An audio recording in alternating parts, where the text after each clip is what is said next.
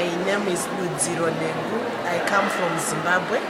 I am a feminist, a researcher and a writer. I work for UN Women Zimbabwe. What captures me about 2012 AWID is the level of organization. I was getting worried that 2,200 women, how are we going to manage? But as soon as I got into the space, wow, everything was first class. There is no chaos, there is no confusion, directions are clear, the headphones, even if you get them, the system is so transparent and organized, you don't fear even losing your passport. And also the forums were very interactive and informative. I've attended 3 key forums so far.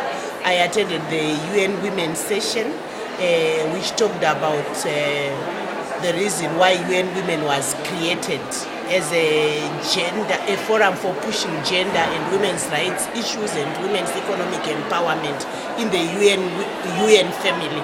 So it was a forum where civil society organizations sought to understand more about UN women, expressing their expectations of it.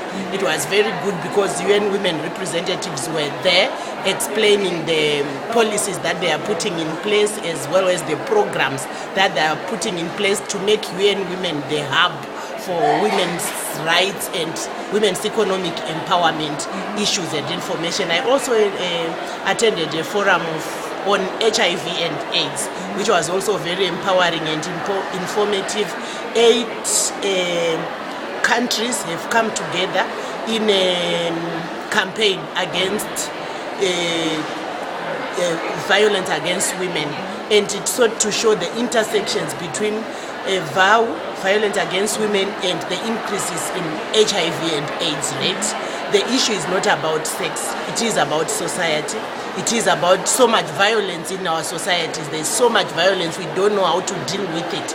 And women are the most affected by violence. Our states are blind to the issue of addressing violence and its effects, and this campaign is holding the states accountable and naming and shaming them so that violence is reduced in our state and HIV and AIDS can be mitigated. I also attended a forum on sex workers. Wow, it was amazing. The role playing, it brought a whole new dimension to me about sex work. I used to think that sex work was about sex, but didn't realize that it was also about work and women's contributions to the economy.